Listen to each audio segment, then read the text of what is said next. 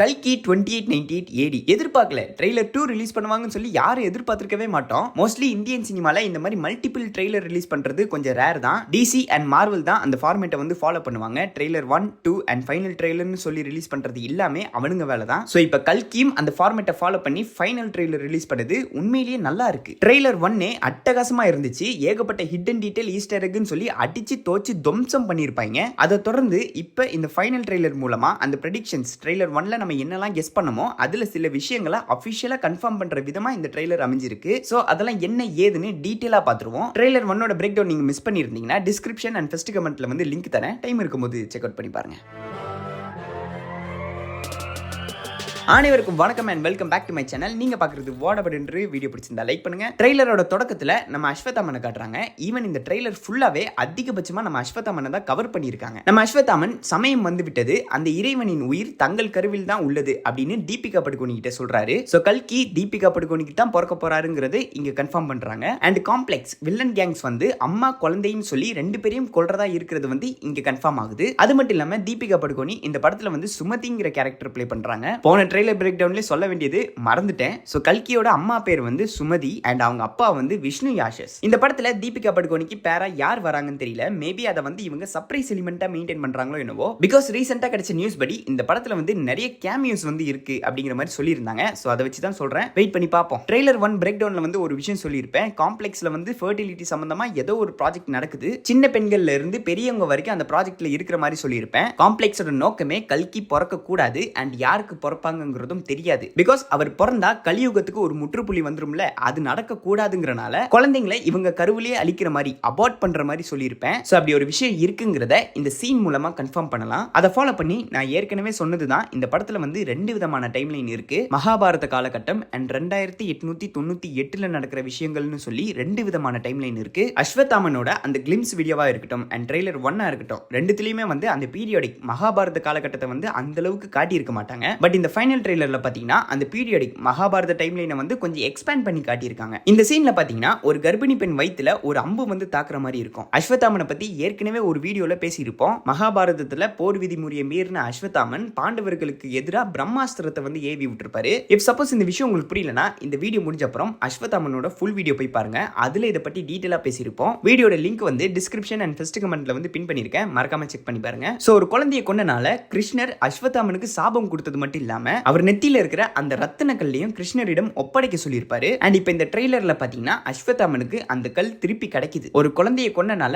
அவருடைய ரத்தின கல்லை வந்து அவர் இழக்கிறாரு. அப்புறம் 6000 வருஷம் கழிச்சு 2898ல அந்த கல் மீண்டும் அவர் கையில கிடைக்குது. அண்ட் இந்த டைம் அவர் வந்து ஒரு குழந்தையை பாதுகாக்கிறாரு. சோ அஸ்வத்தாமனுக்கு ஒரு நல்ல கேரக்டர் ஆர்க்க வந்து பிரசன்ட் பண்ணுவாங்கன்னு நினைக்கிறேன். அண்ட் ஆல்சோ இது வரைக்கும் வந்து ட்ரெய்லர் அண்ட் கிளிம்ஸ் வீடியோலாம் வச்சு பார்க்கும்போது இந்த படம் வந்து முழுக்க அஸ்வத்தாமனுக்கான படமா இருக்கலாம். அண்ட் பிரபாஸ் வர்சஸ் அஸ்வத்தாமனா இருக்கவும் வாய்ப்புகள் இருக்கு. ட்ரெய்லர் 1லாம் பார்க்கும்போது ஃபர்ஸ்ட் ஹாஃப் வரைக்கும் அஸ்வத்தாமனை எதிர்த்து பிரபாஸ் நிக்கிற மாதிரியும், செகண்ட் ஹாஃப்ல இருந்து அஸ்வத்தாமன் கூட சேர்ந்து சண்டை போடுற மாதிரியும் இருக்குன்னு சொல்லியிருந்தோம். பட் இப்போ வந்து ட்ரெய்லர் பார்க்கும்போது இந்த படம் ஃபுல்லாவே அஸ்வத்தாமனை எதிர்த்து தான் பிரபாஸ் நிக்கிற மாதிரி இருக்கும் போல. பிகாஸ் இந்த பேட்டில்ல பாத்தீங்கன்னா நம்ம பிரபாஸ் ரெபிள்ஸோட சண்டை போடுறாரு. ரெபிள்ஸ் வந்து நல்லவங்க, ஷாம்பலால இருப்பாங்க. அவங்க வந்து காம்ப்ளெக்ஸை எதிர்த்து போரிடுறவங்க. சோ பிரபாஸ் இந்த முறை ரெபிள்ஸை எதிர்த்து சண்டை போடுறாரு. அண்ட் இந்த முறை புஜ்ஜியை வந்து 2.0 அப்கிரேட் பண்ணி கொண்டு வந்திருக்காரு. லைட்டா பாக்குறதுக்கு அவதார்ல வர அந்த ஏஎம்பி சூட் மாதிரி இருக்கு. பிகாஸ் இந்த சீன்ல நம்ம பிரபாஸ் என்ன பண்றாரோ அதே தான் அந்த சூட்டும் பண்ணும். அதாவது ஷேடோ ஃபங்க்ஷன்ஸ், நம்ம பண்ற ஆக்ஷன்ஸ் அப்படியே திருப்பி பண்றது. ஐ திங்க் பார்ட் 1 ஃபுல்லாவே நம்ம பிரபாஸ் வந்து வில்லன் பக்கம் நிக்கலாம். வில்லன் சைடுன்னு சொல்றதை விட அவர் இவ்வளவு பண்றது பவுண்டிக்காக தான். சுமதி அதாவது தீபிகா படுகோனியை பிடிச்சு கொடுத்தா நிறைய யூனிட்ஸ் கிடைக்கும். சோ ஒரே ஷாட்ல காம்ப்ளெக்ஸ்க்குள்ள போகலாம்ங்கறனால தான் நம்ம பிரபாஸ் வந்து இதெல்லாம் பண்றாரு. லேட்டர் பார்ட் 2ல நம்ம பிரபாஸ் வந்து நல்லவங்க பக்கம் நிக்கலாம். பட் பிரபாஸ் இவ்வளவு ஆர்வமா காம்ப்ளெக்ஸ்க்குள்ள போக பாக்குறாருன்னா அதுக்கு பின்னாடி ஏதாச்சும் ஒரு ஸ்ட்ராங் ரீசன் இருக்கும். அதுல ஏதாச்சும் ட்விஸ்ட் வைக்கிறாங்களான்னு தெரியல, வெயிட் பண்ணி பார்ப்போம். அதை தொடர்ந்து நம்ம கமல் ட்ரெய்லர் 1ல சின்னதா ஃபேஸ் ரிவீல் பண்ணதுக்கே சாலா யாரா இது அப்படின்னு தான் தோணுச்சு. இப்போ அவரை கம்ப்ளீட்டா ரிவீல் பண்ணதை பார்க்கும்போது வெறித்தனமா இருக்குங்க.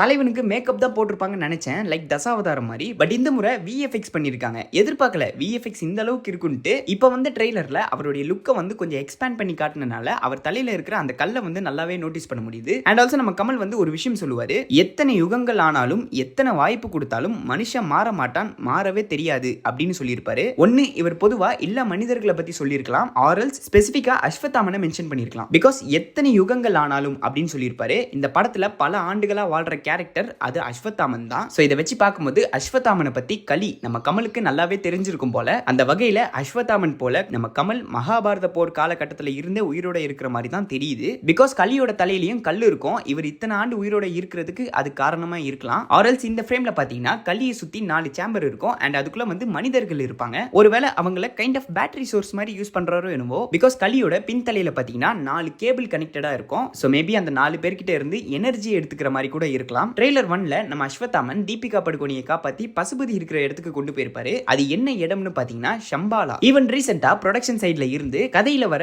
3 மெயினான ஜியோகிராபிக்கல் இமேஜஸ் வந்து ரிலீஸ் பண்ணியிருந்தாங்க. ஃபர்ஸ்ட் வந்து Shambhala waiting for home, rebels இருக்கிற இடம். காம்ப்ளெக்ஸை எதிர்த்து போரிடுறவங்க தான் ரெபல்ஸ், சிம்பிளா புரட்சியாளர்கள்னு சொல்லலாம். சோ அஸ்வத்தாமன் சுமதியை அங்கதான் கொண்டு போயிருப்பாரு. செகண்ட் வந்து காம்ப்ளெக்ஸ் கான்கர் தி வேர்ல்ட், பூமியில இருக்கிற அத்தனை ரிசோர்ஸையும் உறிஞ்சி எடுத்து அவங்களுக்கான புது உலகத்தை உருவாக்குனது மட்டும் இல்லாம மக்களையும் வந்து வறுமையில தள்ளி இருப்பாங்க. ஈவன் ஷம்பாலா வந்து ஒரு டைம்ல எல்லா வளமும் வாய்ந்த ஒரு சொர்க்க பூமியா இருக்கும். பட் இப்ப அந்த இடத்தையும் காம்ப்ளெக்ஸ் வந்து நாசம் பண்ணியிருக்காங்க. தேர்ட் வந்து Kashi the lost city. Trailer 1ஓட தொடக்கத்திலே உலகத்தோட முதல் நகரம் அண்ட் கடைசி நகரம் வந்து காசின்னு சொல்லி மென்ஷன் பண்ணியிருப்பாங்க. ஸோ மக்கள் வாழ்றதுக்கு தேவையான கொஞ்ச நஞ்ச விஷயங்கள் வந்து இந்த இடத்துல கிடைக்கிற மாதிரி தான் இருக்கும். பட் அதே நேரம் காசியில தான் காம்ப்ளெக்ஸ் இருக்கு. இந்த படத்துல தண்ணி வந்து ரொம்ப முக்கியமான ஒரு விஷயமா இருக்கு. எதிர்கால போர் வந்து தண்ணீரை வச்சு தான் தொடங்கும் போல. பிகாஸ் இந்த சீன்ல பாத்தீங்கன்னா பல வருஷம் கழிச்சு மழை பெய்யற மாதிரியும் அண்ட் ஷம்பாலா மக்கள் அத்தனை பேரும் இதை கொண்டாடுற மாதிரியும் காட்டியிருப்பாங்க. ஸோ அதை வச்சு தான் சொல்றேன் இந்த படத்துல தண்ணி வந்து ஒரு மேஜர் ரோல் பிளே பண்ணும். ஒரு பக்கம் அட்டகாசமான விஎஃப்எக்ஸ், இன்னொரு பக்கம் ஹிந்து மித்தாலஜி அண்ட் ஹாலிவுட் படங்கள், முக்கியமா மார்வல் ரெஃபரன்ஸை வச்சு என்னமோ பண்ணியிருக்காங்க. 27th இன்னும் 3 நாள்ல படம் வரப்போகுது. ஸோ வெயிட் பண்ணி பார்ப்போம் படம் எப்படி இருக்க போகுதுன்னு. Therefore that's it. இந்த வீடியோ உங்களுக்கு பிடிச்சிருந்தா லைக் பண்ணுங்க, ஷேர் பண்ணுங்க அண்ட் எத்தனை பேர் இந்த படத்துக்காக ஆவலா வெயிட் பண்றீங்கிறத கமெண்ட் பாக்ஸ்ல கமெண்ட் பண்ணுங்க. வேற ஏதாச்சும் ஹிடன் டீடைல் நான் மிஸ் பண்ணியிருந்தா அதையும் கமெண்ட்ல மென்ஷன் பண்ணுங்க. இன்னொரு நாளைக்கு உங்களோட புது வீடியோல வந்து சந்திக்கிறேன். அது வரைக்கும் நான் உங்களிடமிருந்து விடைபெறுகிறேன்.